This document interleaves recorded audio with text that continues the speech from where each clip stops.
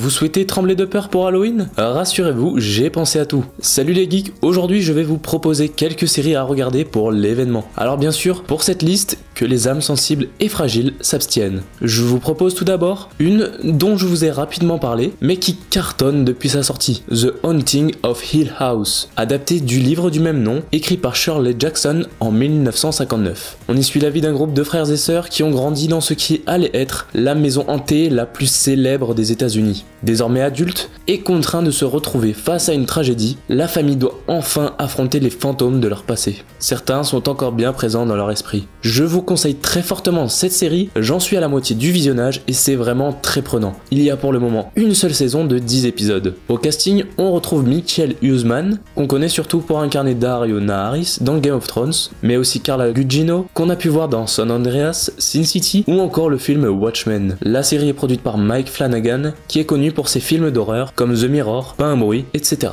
Ensuite, je vous propose l'adaptation d'un classique, Scream. Un soir, dans la petite ville américaine de Lakewood, la jeune Nina Patterson, auteur de la vidéo qui visait à humilier des collègues de classe, est brutalement égorgée à son domicile. Son petit ami, Tyler O'Neill, est également tué. Bientôt, une vague de crimes va secouer la ville. Emma Duval, l'une des amies de Nina, reçoit des appels du mystérieux slasher qui l'entraîne bientôt dans un jeu de pistes macabre. La jeune femme se rend compte que sa propre mère, Maggie, est d'une certaine façon connectée à la tuerie. Il y a déjà 2 saisons de 10 et 13 épisodes et une troisième arrivera courant 2019. Au casting, on retrouve notamment Willia Fitzgerald, Carlson Young ou encore Bella Thorne et le rappeur Tyga.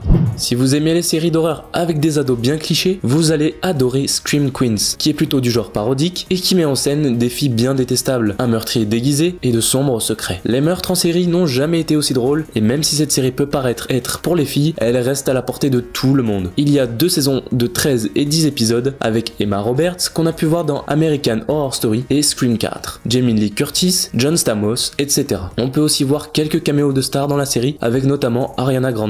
Oui, je maintiens que ce show n'est pas que pour les filles. L'irréel incroyable témoignage est une mini-série d'horreur au concept plutôt cool qui est réalisée sous forme de témoignages de personnes qui parlent d'histoires horribles. Il n'y a que 6 épisodes d'une vingtaine de minutes chacun, mais je pense que ça vaut le détour.